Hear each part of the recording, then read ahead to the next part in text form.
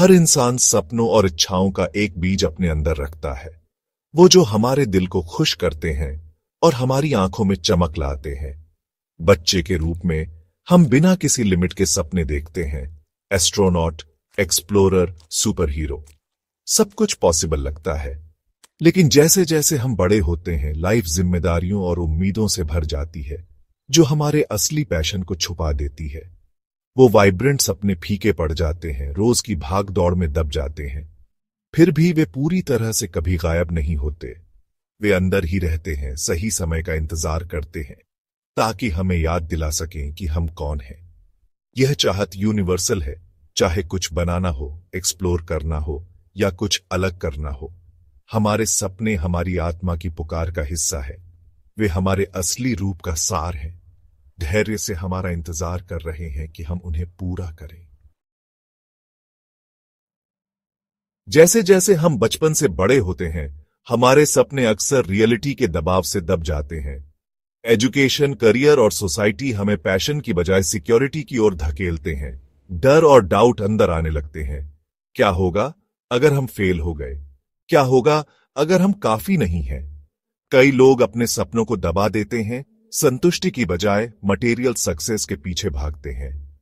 लेकिन अंदर ही अंदर हमारी आत्मा को याद रहता है और वह हमें धीरे से हमारे असली मकसद के साथ जुड़ने के लिए उकसाती है।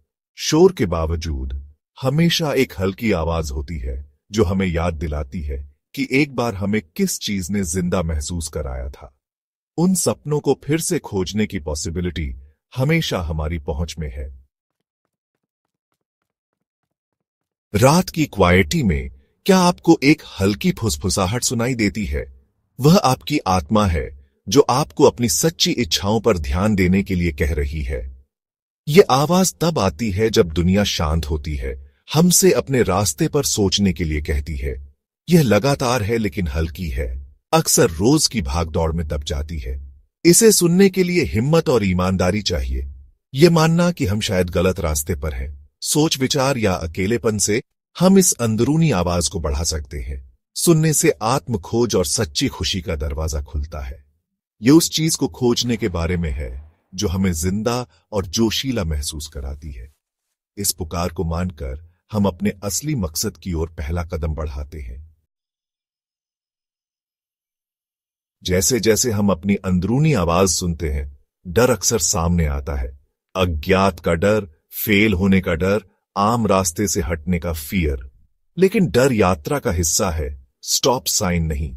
सच्ची हिम्मत डर के बावजूद आगे बढ़ना है, अपनी आत्मा की पुकार का सम्मान करना है। जैसे द अल्केमिस्ट में सैंटियागो, हर चुनौती हमें सिखाती है और हमें अपने मकसद के करीब लाती है। हमारी यात्राएं इसी तरह की हैं। हर कदम आगे डर के साथ भी हमें अपने सपनों की ओर ले जाता है।